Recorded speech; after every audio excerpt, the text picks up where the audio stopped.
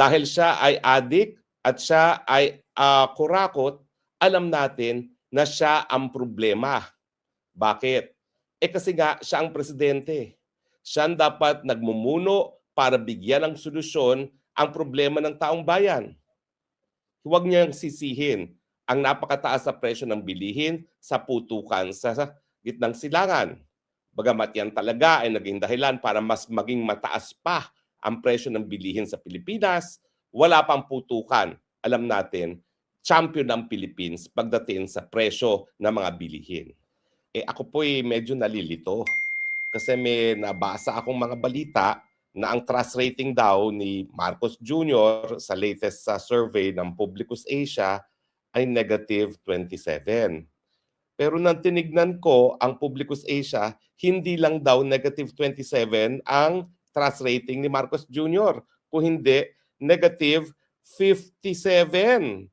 Negative 59. I stand corrected. Negative 59. Bakit po negative 59? 14% na lang daw po ang nagtitiwala na kay Marcos Jr. and 73% ang hindi nagtitiwala, or a net trust rating of negative 59. Ibig sabihin po, halos 1.5 tao na lang sa 10 ang merong tiwala kay Marcos Jr. Or kung percentage point po yan, ay nako, 1.5 po, no? 1.5%. Tama ba ako sa aking bilang o is that 15%? Hindi.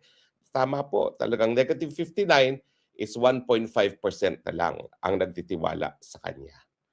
Ibig sabihin, yun na nga po, no? 14% ang nagtitiwala, 73. So, 7 tao, tama, 7 tao ang hindi na nagtitiwala, 3 tao nagtitiwala sa kanya. Parang ganon, no? So, negative 59 na ang kanyang trust rating. Ano pong ibig sabihin nito? Well, ang tiwala po ay yung paniniwala ng taong bayan na maaasahan ang isang leader na mamuno. Bakit po naging negative 59? Hindi ko po alam kung si GMA at the height of Hello Garcia ay umabot sa negative 59. Pero this is a record to beat. Para kasing wala na talaga nagtitiwala sa kanya. Bakit ba nawala ng tiwala ang taong bayan dito kay Marcos Jr.? Well, una-una po kasi nga doon sa pagiging adik. Hindi niyo po masisisi ang ating mga kababayan na mawalan tiwala sa isang adik. Of course, wala pa siyang sinasabi sa paratang na siya ay adik. Ang sabi lang niya, I will not dignify that with a response nung siya tinanong ng media nung lumabas yung pulboronic video ni Maharlika. Nung nagsalita ang kanyang sariling kapatid na si Manang Amy Marcos, wala rin siyang sinabi. So anong iisipin ng taong bayan?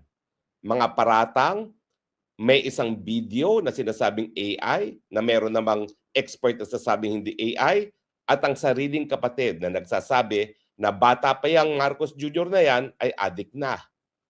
At dahil wala siyang pagtanggi sa paratang, at nandyan pa nga yung Rolling Stone article na nung siya'y nag-aaral sa Oxford, siya'y tagabili ng kilong-kilo ng cocaine para sa kanyang mga barkada, siyempre, ang namuong pag-iisip ng taong bayan, adik si Marcos Jr.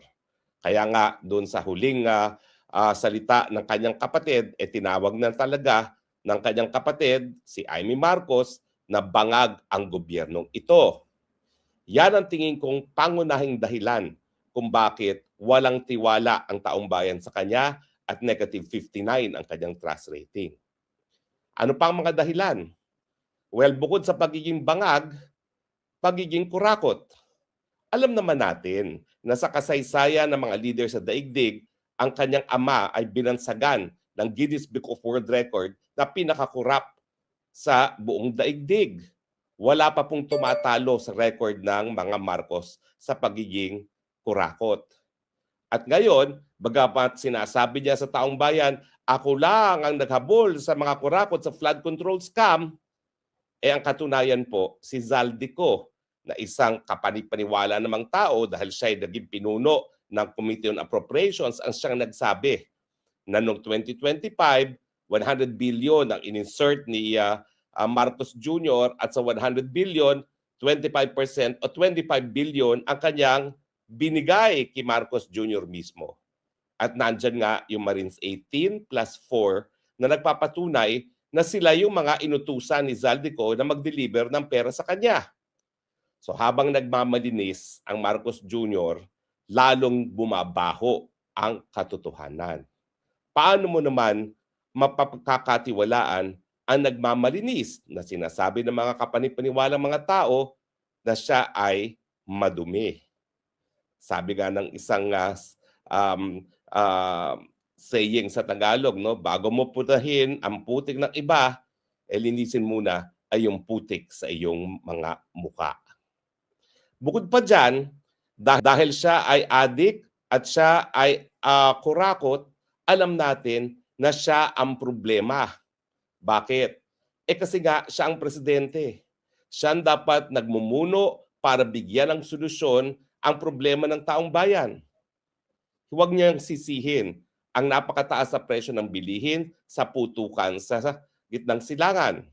Bagamat yan talaga ay naging dahilan para mas maging mataas pa ang presyo ng bilihin sa Pilipinas, wala pang putukan. Alam natin, champion ng Philippines pagdating sa presyo ng mga bilihin. Presyo ng gasolina, presyo ng bigas, presyo ng kuryente. Wala pong tatalo sa Pilipinas. Nagtataka pa ba kayo kung bakit walang tiwala kay Marcos Jr.? Pero bukod pa po dyan, ang pinakaimportanteng katotohanan na patuloy pong lumolobo ang hanay ng mga nagugutom. Hindi na lang po kalahati. Mahigit sa kalahati na ngayon ang nagsasabing gutom sila. At sa mga susunod na mga surveys, hindi po ako magtataka kung magiging 60% na yung nagsasabing gutom sa sila dahil patuloy nga pong tumataas ang presyo ng bilihin, patuloy pong pumapalpak ang ating ekonomiya, patuloy pong nawawalan ng balur ang piso, ibig sabihin patuloy pong lalo pang tataas ang presyo ng bilihin. Ang hinaharap po natin by way of leadership failure ay isang tsunami, unprecedented tsunami. Napakalaking problema na dagdagdagan pa dahil nga sa putukan sa gitnang silaman, pero walang presidenteng in charge. Houston, we have a problem. There is no president leading the Philippines. Kaya nga po, 59% ang distrust ngayon ni Marcos Jr. Kapag 59% ang distrust at wala ng tiwala na kakayanin ng Marcos Jr., ibig sabihin, nawala na siya ng moral authority na mamuno. Wala nang naniniwala sa kanya.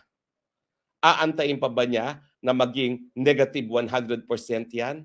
Baka mamaya, ang maniniwala na lang sa kanya ay ang kanyang bahay, ang kanyang mga anak at wala ng iba. Dahil dyan po tayo patungo.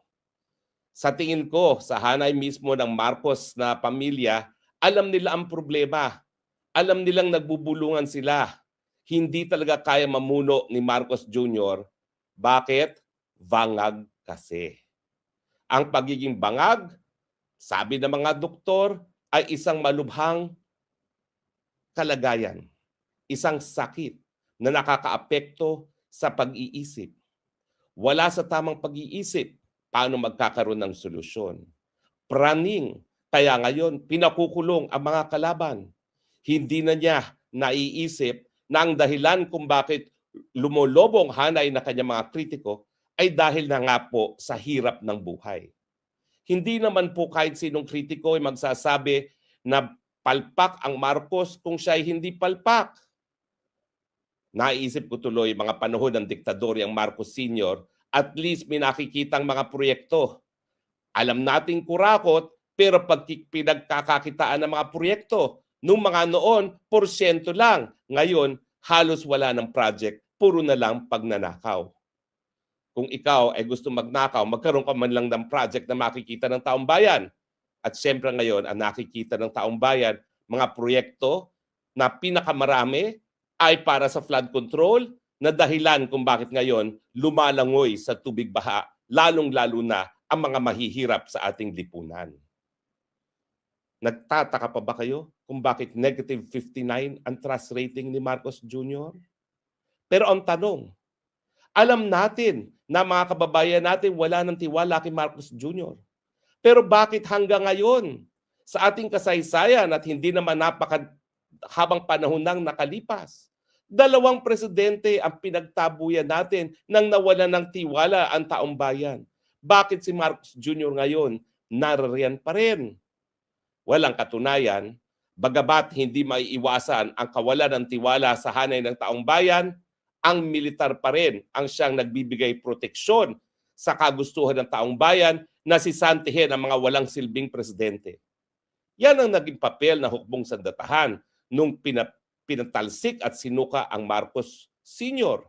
Yan din ang dahilan kung bakit napatalsik ang Erap Estrada. Erap Estrada na ang paratang ay kumita sa weteng na hindi man lang galing sa pondo ng bayan. Ito ang kinukurakot, pondo ng bayan. Meron pa bang duda na siya'y kurakot? Ang sabi ng mga Marines, mga modern day na mga heroes, sila mismo nagdeliver sa tahanan doon sa Paway, Ilocos Norte at ang sariling anak niya ang tumanggap. Walang pagkakaiba yan nung tinanggap di umano ni Dr. Loy Ejercito ang pera galing sa weteng galing kay Chavit Singson. Pero bakit ang taong bayan, bagamat wala ng tiwala, para bagang hindi nagpi-people power? Kasi ang katunayan po, ang tawag natin, people power, pero kinakailangan ang militar ang siyang magbigay proteksyon sa taong bayan. Bakit hawak po ngayon ng Marcos ang militar? Inalagaan po niya ang Chief of Staff. Inalagaan niya ang Chief PNP. So hindi gaya noong 1986 na bumitiw ang hepe ng pulis, si Fidel Ramos at ang DND, hawak niya ngayon ang DND Secretary Gibo, maski siya ay minsan naging Maltese citizen or dayuhan. Nakapagtataka nga bakit ang ating hukbong sandatahan talaga pa rin kinikilala ang ating Secretary of Defense, maski minsan ng kinutya ng ating Secretary of Defense ang pagiging Pilipino pabor sa para maging Maltese. Hindi po issue kung siya ay Maltese citizen pa rin. Ang issue, paano mo itataguyod ang pang-national interest ng Pilipinas na ikaw ay nung minsan tinalikuran mo ang pagiging Pilipino mo? Paano naman kami na nakakaraming mga Pilipino na nagsasabi kami sinilang, kami mamamatay bilang mga Pilipino? Kahit ano pang impyerno ang daanan namin dahil sa gobyerno ng Marcos Jr. Ano pang kinakailangan na ating kasundaluhan para protektahan ng taong bayan? Pag umabot yan sa negative 100, masisira po ang isang bagay na nagbigay dangal sa ating bagong Pilipinas na laban sa mga diktadurya dahil po tayo kinilala ng daigdig na po pwede natin patalsikin, isuka ang mga walang kwentang leader na hindi nagdadanas ng dugo. Pag inantay pa natin maging negative 100 ang trust rating, puputok na yan. Parang bulkang ngayon, bulkang Taal, bulkan Kanlaon na pinagsama-sama. Aantayin pa ba natin yun? Aantayin pa ba natin na magdadanas ng dugo? Wag naman po. Nais ko makilala pa rin ang mga Pilipino bilang nagbibigay ng tunay na demokrasya, people power na walang pagdanas ng dugo. Pero hindi lang po taong bayan ang dapat gumalaw. Kinakailangan po ang mga protektor ng ating sambayanan, ang hukbong sandatahan, ang kapulisan, gawin ang kanilang sinumpaang katungkulan, protektahan na ang taong bayan dahil negative 59 na ang trust rating. Wala na pong tiwala ang taong bayan. Ang tingin nila, taksil sa panunungkulan ang Marcos Jr. Ulitin ko, taksil siya sa panunungkulan dahil siya'y bangag, dahil siya'y kurakot, dahil siya'y palpak bilang isang pinuno.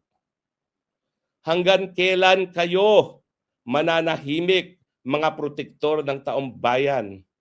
Binigyan namin kayo ng pagkakilala nung tinawag namin kayong protektor ng mamamayan sa 1987 Constitution. Nasaan kayo ngayon? Ngayong wala ng tiwala ang sambayanan sa presidente na dapat sana leader para pagbangon sa mga kahirapan, pero ngayon ay siyang dahilan dahil sa kahirapan ng taong bayan. Nasaan kayo, mga protektor ng mamamayang Pilipino? Maraming salamat po sa inyong patuloy na pagtangkilik. Ito po inyong spokesbayan nagsasabi, I love you Philippines kahit anong mangyari. With the only country that I have, maski mahirap mahalin ang Pilipinas dahil ang tagal pumutok ng mga bulkan. Pero God is good. God will provide for us. God will provide the change that we all need. God bless the Philippines. Bye for now.